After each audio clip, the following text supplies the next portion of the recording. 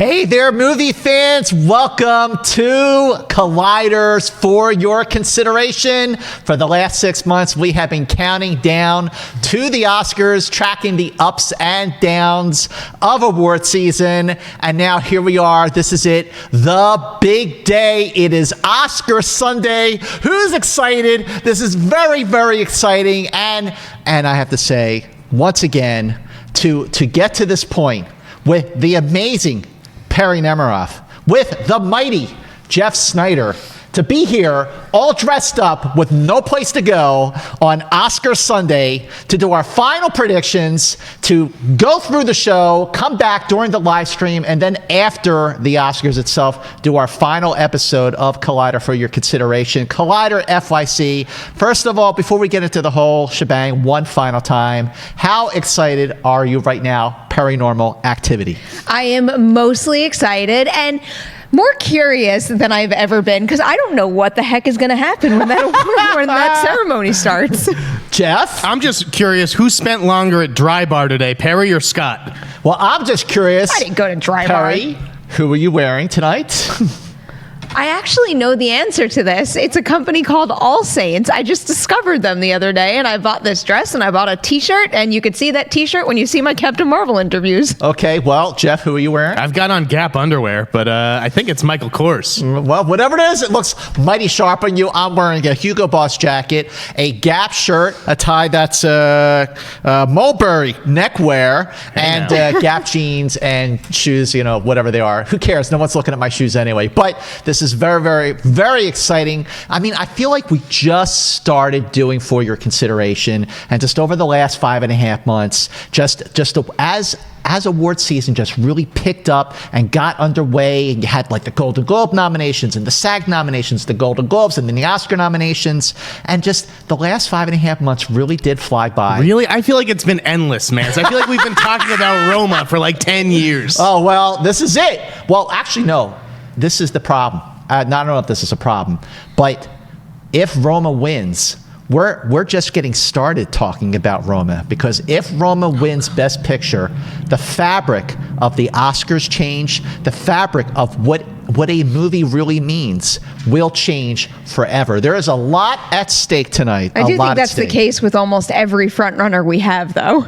Whether we're saying Roma, Green Book, Black Panther, you name it, if any of those win, there's going to be a million think pieces to come in the next couple of weeks, if not months. Have you considered what tonight's Oscars might mean? Like, because even if, let's say, Green Book wins, which as of the last show, Green Book was still our choice to win Best Picture.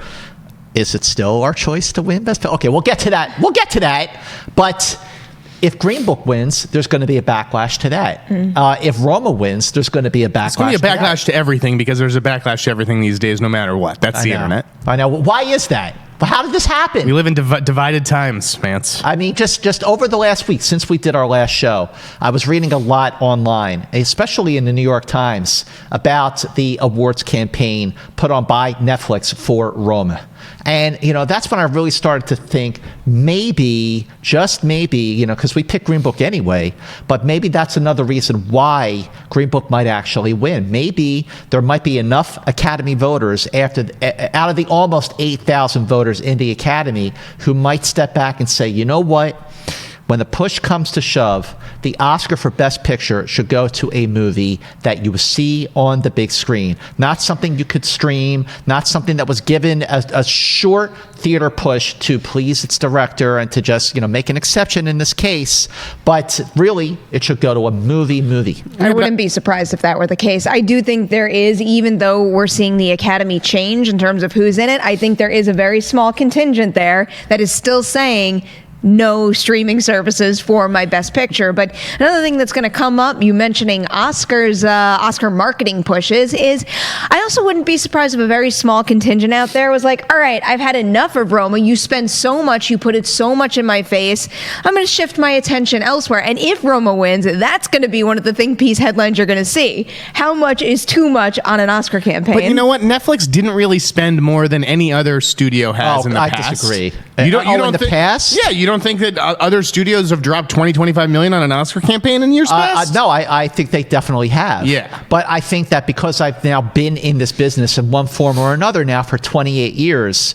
I have seen the likes of the Oscar campaigning, the spending on the Oscar campaigning get out of control. Absolutely. That definitely happens, and really sort of, and this was another thing that was great about reading The Hollywood Reporter this week, was it was 20 years ago this season that Shakespeare in Love won over Saving Private Ryan, and there's a really, really great oral history of the awards campaigns for both of those films written by my good friend Scott Feinberg at The Hollywood Reporter, so do check that out. I thought it was a great read, but that's happened a lot over the years.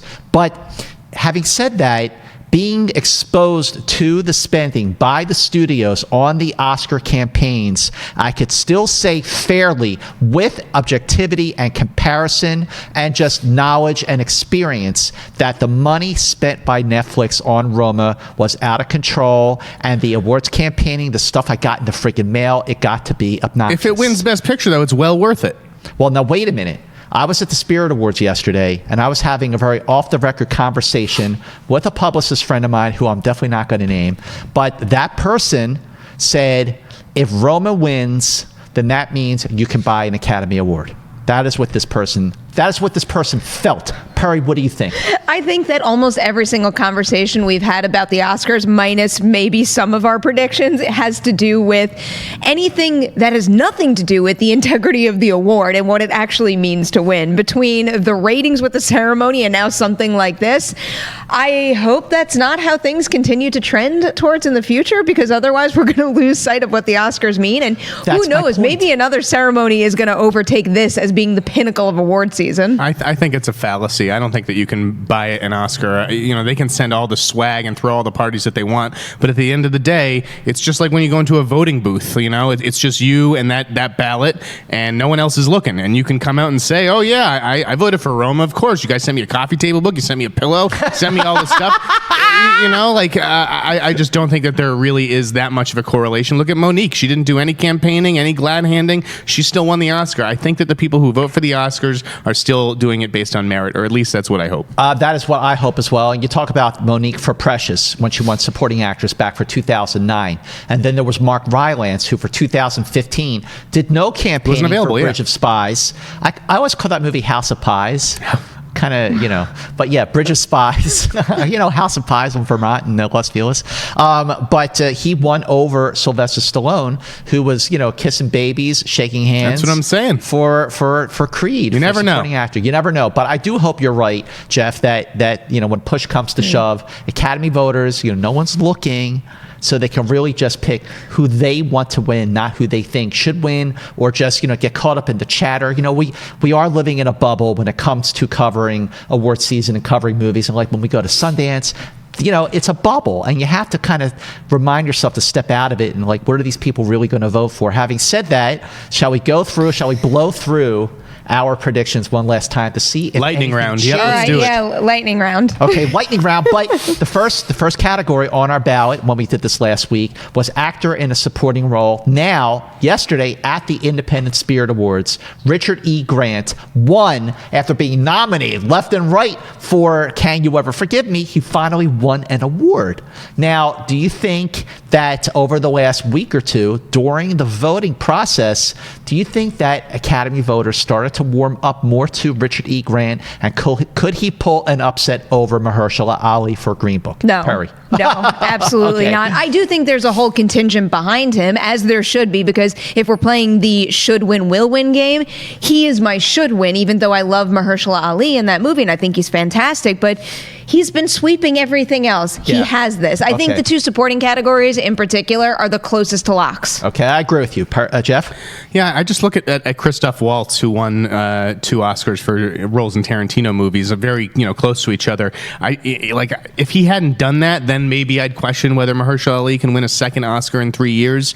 But I think that his role in this movie is bigger and better than the one in Moonlight. I think it shows more versatility, more range. So again, if that was swapped too, if he was better in Moonlight and not as good in Green Book, I'd say that he could be prone to an upset. But I like Mahershala Ali here. Well, we are now 50 minutes and 3 3 seconds away. That's what the clock says in the upper corner there. 50 minutes away from the Academy Awards. Let's keep going. Makeup and hairstyling. Jeff. I think we all think this is Yeah, Vice, I'm right? sticking with Vice. Okay, costume design.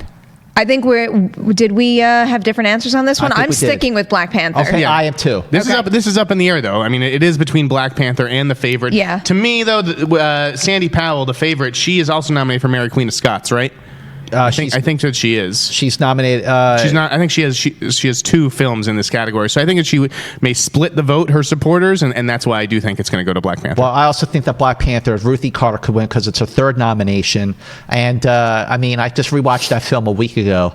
My, does that film deserve costume design? Sheesh. All right, documentary feature. This is a given. Free Solo. We're both going with that. Think it's The a three free. of us. I don't think it's a given. Oh my God. I think there is a chance that if anything takes it from it, it's going to be RBG. But I'm still leaning for betting's sake on Free Solo Yeah, me right too. now. Me Listen, too. I think Free Solo will probably win, but I will stick with my prediction from last week at RBG. This is the one where I said this is cynical Jeff talking, where I just think Cynical Jeff. it is the subject matter. It is the fact that we're in the middle of this Me Too movement, and RBG is who she is. I like her. Okay, I'm still sticking with Free Solo as well, although I completely agree, Perry, that if when it comes to a movie that actually stands for something and has substance, RBG could pull the upset here. Sound editing, Perry. Well, both sound categories, I'm sticking with what I said last time, and it's double Bohemian Rhapsody. Even though I think First Man can maybe take the mixing category. I think. Jeff. Interesting. I think First Man could take the editing category. I have Bohemian Rhapsody for both too, but I think if First Man does upset on one of them, musicals it would be editing. normally do take the mixing category, don't they? Yeah. All right, that actually makes sense. And A Quiet Place is still like a very dark horse in editing, but for the most part, I think Bohemian Rhapsody has Okay, these. for sound mixing, I'm going with Bohemian, but for sound editing, I actually did go with A Quiet Place for the sake of our Collider ballot. Okay. Although on Gold Derby, I went with Bohemian Rhapsody. But for the Collider ballot, I went with A Quiet Place. Production design, Jeff, who'd you get with that? I went with The Favorite here, although I acknowledge that Black Panther could definitely pull off the upset. But yeah, I just thought The Favorite was really well done when it came to production design. Perry. That's one of my favorite elements of The Favorite, so that is part of the That's reason why. why I put it there. Okay, now foreign language film. Earlier, after the Oscar nominations, I felt like, well, Roman's really going to be the one to be for Best Picture. Maybe they'll give something else Best Foreign Film, like Cold War. Of course, I have backtracked that big time, and I think that this is Roma. This is the silliest argument I've seen all season. People sorry. trying to make heads or tails of Cold War winning because Roma could win Best Picture. No, it doesn't work like that. Roma is going to win foreign language. You can bet $110 on it. 110? All right, Yes. well, we already had a couple of bets going on this. We're going to address those at the end of the show. Okay, Perry? I didn't put that amount of money on this category, but I do think Rome is going to win. Yeah, me too. Okay, supporting actress, Jeff. I mean, I still have Regina King. Rachel Weisz, she is coming up strong. She could pull it off, but I do think that the fact that Emma is nominated in this category, it's going to split with The Favorite, and it's going to go to Regina King. Perry. I'm sticking with Regina King. I don't think Rachel Weisz has a chance, even though I would have voted for her. Well, just because I'm just looking at all the other trades, so the Hollywood Reporter, Scott Feinberg in his should win, and Todd McCarthy in his will win. They picked Amy Adams. That's not for happening. Vice. That's, Yeah, yeah, I I think saw so. that. That was a crazy. That was a crazy pick out on a limb. pants. Amy Adams isn't winning for this. Yeah, I'm going with Regina King here. Animated short film. Let's just do this real quick. Oh, Bow. Bow. Yep. Bow. Okay, animated feature film. That's another easy one. Come on, easy. Wow, so excited for Spider-Man Into the Spider-Verse to win that. Visual effects, Perry. This is tough. Okay, I think this is the one change I'm going to make to my ballot from last time. I had Avengers Infinity War. I'm getting cold feet, and I'm switching gears to First Man. Yes! I do have a feeling that given the fact that we've got, let's say, Avengers Infinity War, Ready Player One, Solo Star Wars movie, big sci-fi spectacles, those might wind up splitting the vote. And also, traditionally, this category does honor what I appreciate the most about visual effects is when I don't notice that they're even there. So I'm switching from Infinity War to First Man right now. Well, I can see the grin creeping on your happy face. about that, Perry Nemiroff. Jeff. I made an online bet on First Man as well because I think that it could pull off the upset. And Perry's right. The other nominees in that category are all very similar. But I just don't think that the Academy liked First Man. I feel like they are going to want to honor the MCU, especially since I don't expect Black Panther to win Best Picture. I'm sticking with Avengers. Well, I think the reason I'm not going with Avengers, I still think that even though the special effects are great, it's a popular film, it did very well, it's an easy pick. And my whole point with going with First Man in the first place, see what I did there? Was because the special effects were subtle. You don't know that they're there. There are times when you see like the Saturn V rocket on the launch pad.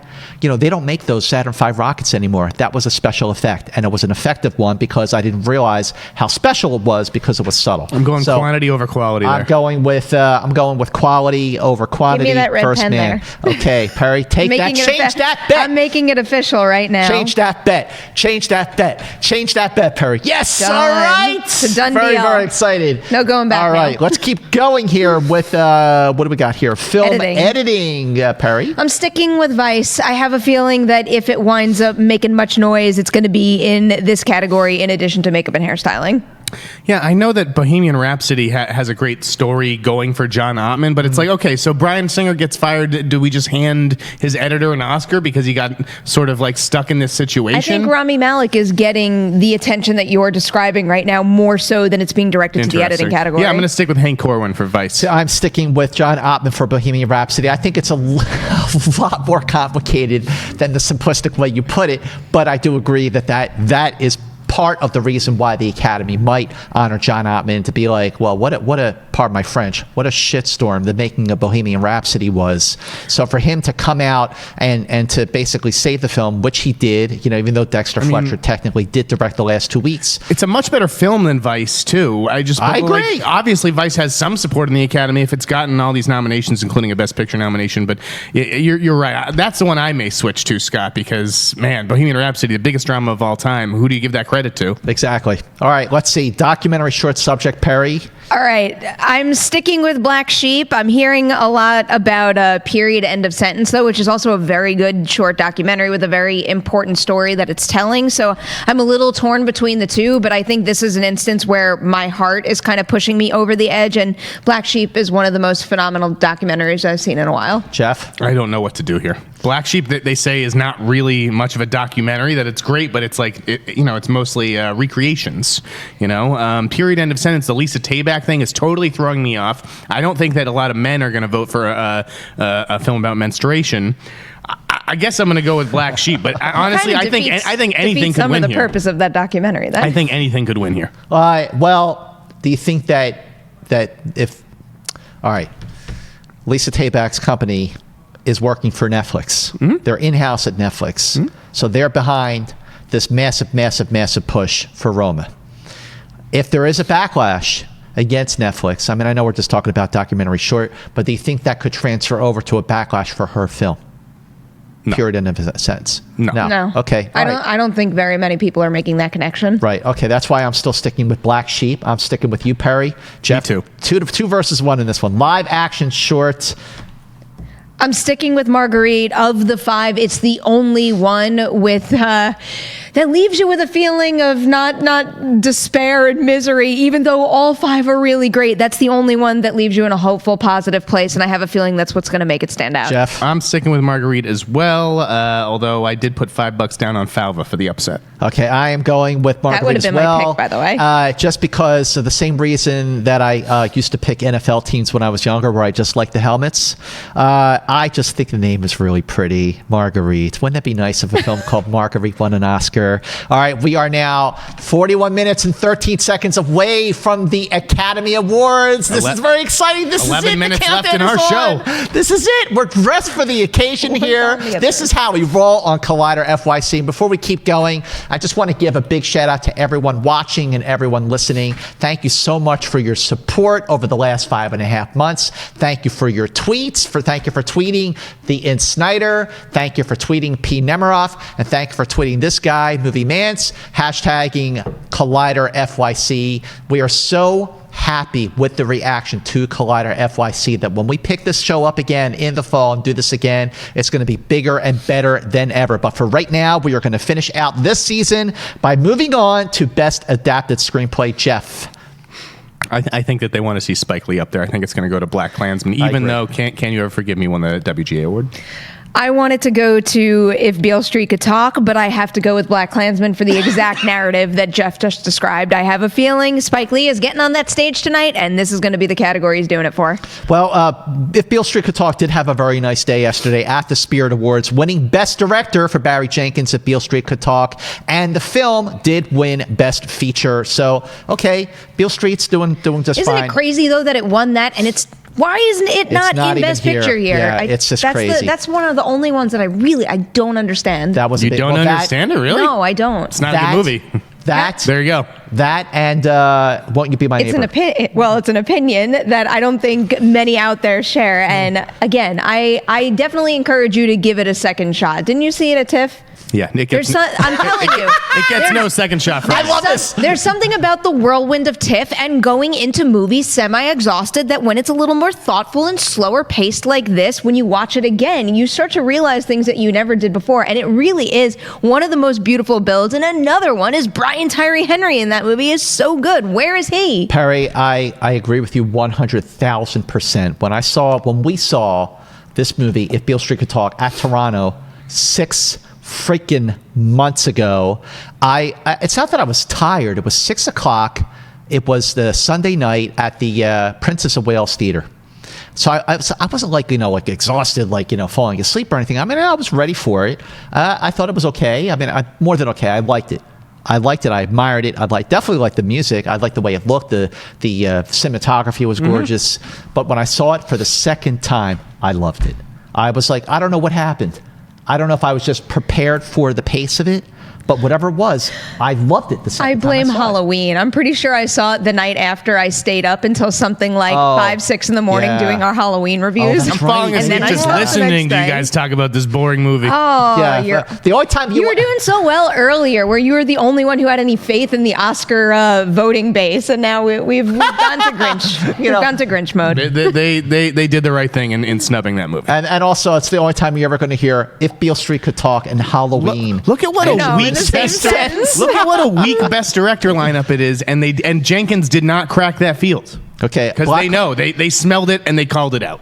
BlacKkKlansman is going to win Best Adapted Screenplay. They do want to see Spike Lee up there.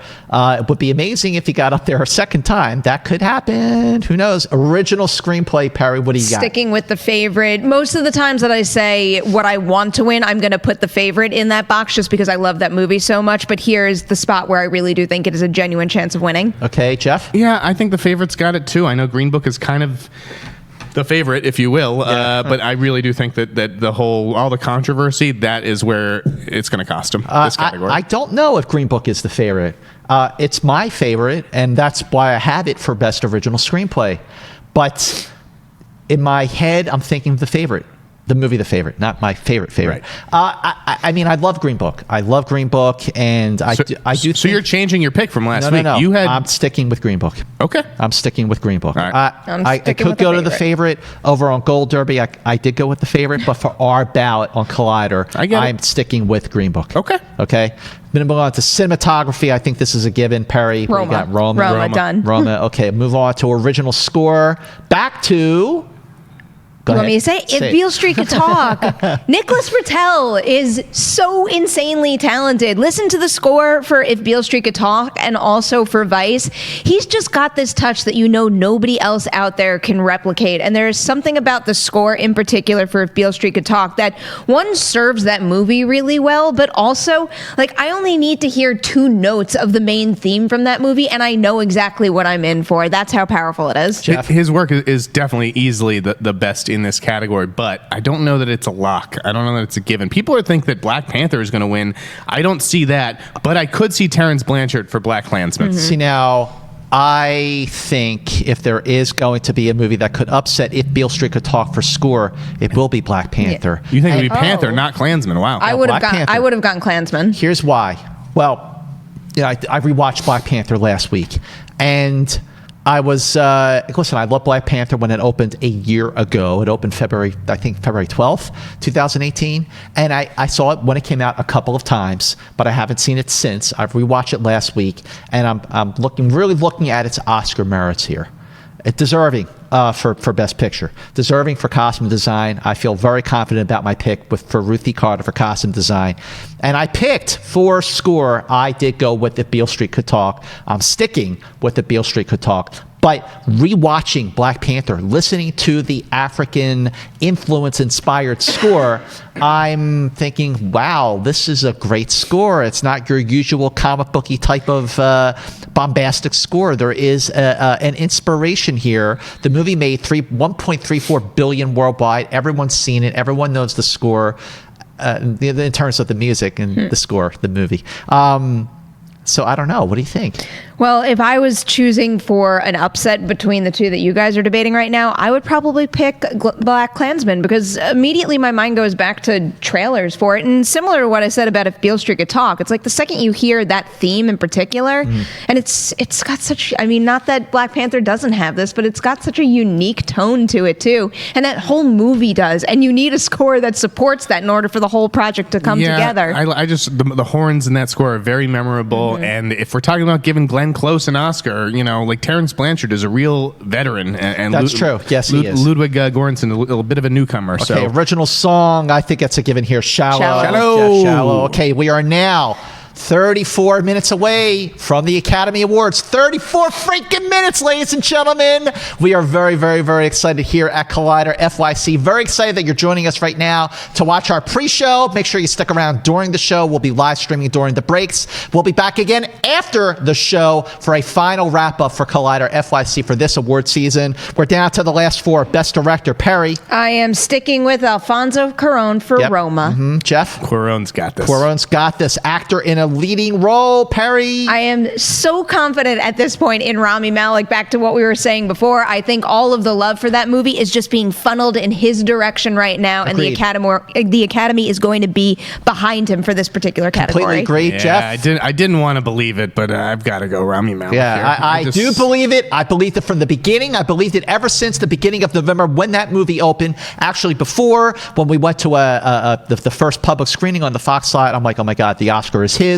It's his tonight. Okay, best act. This is our bad buddy boy. Whoa, wait, hang on. Put the camera on. Okay, this is it right here. Okay, ladies and gentlemen, remember that bet? Remember that bet I have with Jeff Sneider? Right here, $20. Glenn Close is winning. She won the Spirit Award yesterday. She won the SAG Award. I have here a $20 bill with your name on it, Scott Mantz. Huh? Yeah. And it says in honor of Glenn Close. It does it? It's in my wallet right now. You'll get right that. here. See that? But then you're going to have to give it back. This is going to double.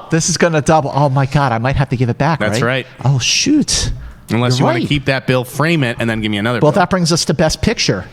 Now, first of all, on the last episode, sort of the penultimate episode of Collider FYC, we went bold, we went big, we bucked the trend when the three of us agreed. I was shocked. I'd already written the was YouTube shocked description, as well. by the way, saying that you guys were going to disagree with me. Well, here we are. Do we have any changes to our picks for Best Picture? Admittedly, I'm getting cold feet just a little bit. But you know what happens? The more you look at the ballots and the more you have a chance to shift things around, you're going to start thinking about all these different things that could pan out a way you didn't expect. But I'm committing. I committed last time, and I'm sticking with Green Book. I think the preferential voting system is definitely going to sway things in that movie's favor. Jeff? Yeah, I've gone outside the bubble and talked to people, none of whom enjoyed Roma. I don't think people didn't even make it through. And the fact that you can pause it or turn it off, because most people watched it on Netflix, they weren't trapped in that theater where they had to see the whole thing. I think it's going to be a problem for Roma. I still have my money on Green Book to win, and I think that honestly, Black Panther, Black Klansman, the favorite, they could all upset. A Star is Born. I just am very confident that it's not going to be Roma, and that's why you're going to owe me $20. Because of this preferential system here, A Star is Born could win. The Favorite could win. Black Panther could win. Black Klansman could win. Yeah, the only movie that's not winning is Vice. Okay. Vice is no chance. Yeah, Vice is not winning. But I'm sticking with my bet for Green Book, not because of It's really sad, actually. Of 7, there's only 1. And It's you're, true. You're I right. love how wide open it is. I would totally agree with you on that. Bohemian Rhapsody could win. But I'm sticking with Green Book, not just because it won the Golden Globe, the surprise win at the Golden Globe, which really means nothing. Not because it won the Producers Guild, which also has a preferential voting system, just like the Academy for Best Picture. I'm voting for those reasons, but also because, you know what? I love Green Book. I just love the movie. I and loved you know it too. what? I've gotten some like stuff like, how could you like that movie? It's a white savior film. Like, I just like the movie. That's wrong. That's a bad analysis and bad reading of the film. So we are sticking with our bets for Green Book. Now the other bet that Jeff and I had going here, which is a double or nothing bet, is earlier in this season on Collider FYC, Jeff and I had a bet going. I was going with Roma for Best Picture. And I bet Jeff that Roma would win Best Picture and he could have any other film. So we bet $20 on that as well. So because I'm a stand-up guy and I'm a class act, even though I'm switching my vote for Best Picture for the Collider ballot, I'm sticking with the bet for the sake of honoring my bet with Jeff Sneider. So if Roma wins Best Picture, the three of us lose our predictions here, but I am honoring my bet. If Roma wins Best Picture, he gets $20. So this could be a wash. Hey, I got a lot of money on a lot of bets tonight, so I'm not even thinking about that $20 bet. Either way, it's going to be fun. Stay tuned, right? Yes, Stay we have tuned so indeed. much. Watch with us the entire night. We're going to be in this room telling you what we think about each category every single commercial break, because there's no categories being aired during the commercial break. So we'll be here and you can watch us. You can watch us and make sure you come back after the show for our final wrap-up on Collider FYC. And, all season long, this one right here has been asking the ultimate question of what does it mean to be an Oscar movie? What is You an put Oscar the movie? idea in my head. Oh, really? It was one of our very first episodes. You brought the question up and I never stopped thinking about it. Well, see, that's why the three of us make a great team. And that's why this show has been so fun and rewarding. And just you've accumulated a lot of great answers. And before we go to the Oscars, which are now 28 minutes and 44 seconds away, we're going to show you some of their answers right now.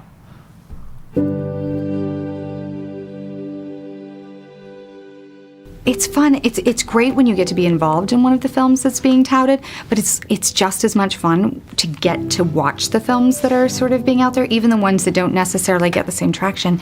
It's wonderful to see the diversity of films being included this year.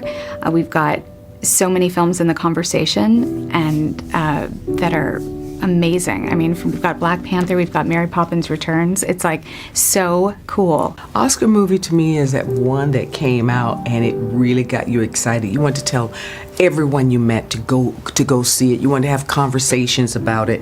It was on the movie, but it led you down different roads and different conversations and ideas. That's Oscar movie to me, and performances you'll never forget. It all starts with the script. I think it has to have terrific direction and really good performances. There's a lot of things to consider, but the main thing the film has to do is be good. But I read the script and was totally blown away. I mean, all three of these characters are just, any of these would be a dream to play. It's usually just something that works from beginning to end, and it fills you up with something. Either it's crushingly true and fills you with Weltschmerz for the planet and for the population, or it's something vibrant and alive and just makes you want to go out and wear the mask. My mom was my greatest supporter till she died at 97. She'd be tickled about all this. She'd love this movie, so it's, I think, I can't say enough that I think mentors are the most important thing that one can encounter along the way. People that care about you, people that help you on your journey. Bradley believed in me, and I really believed in him, and I still do all the time. And I think that shows itself in this film. I think if we didn't have that actual connection and friendship, behind the scenes, that it would be very different. But he captured the honesty of our private friendship, as well as the love story and the trust that they have with each other, and how much they believe in each other, and how that makes their love soar. There's something kind of cool about people getting together and say, hey, let's celebrate movies that are really special and have something new to say. Yeah, the remarkable thing about it is whether you agree or disagree with the outcomes, you have a national, sometimes international conversation about art that lasts months. That's amazing. I would agree. I think if there's some talk about a movie that that's coming out that you're in, like Green Book, and some people, oh, you know, this could go all the way. This could be nominated for the screenplay and for this and for that. And whether that happens or not, it just means people like it for some reason. They like it for whatever personal reason. They're drawn to it. They think it has a chance to be liked and maybe seen more than once and stay in people's memory. So that's all good. I mean, I have no idea. I don't know, how it is defined or who makes the decision that a film is an Oscar movie. I never think about these things before it actually happens. I just try to do, the best that I can with the film, and then if people appreciate it and somehow it ends up being characterized as an Oscar film or an award-worthy film or anything like that, it's always, a huge positive for the film. This is the first time I've been in that loop, and so I'm honored that they're even talking about the movie in regard, there's Oscar talk. But what it means to me is that people are going to hear about the movie, and that's what's important to me. I want people to see this movie.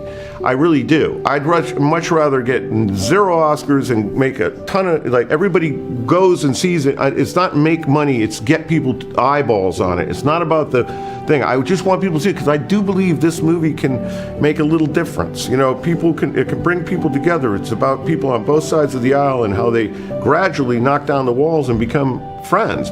And I think it's relevant today, and that's why I want people to see it.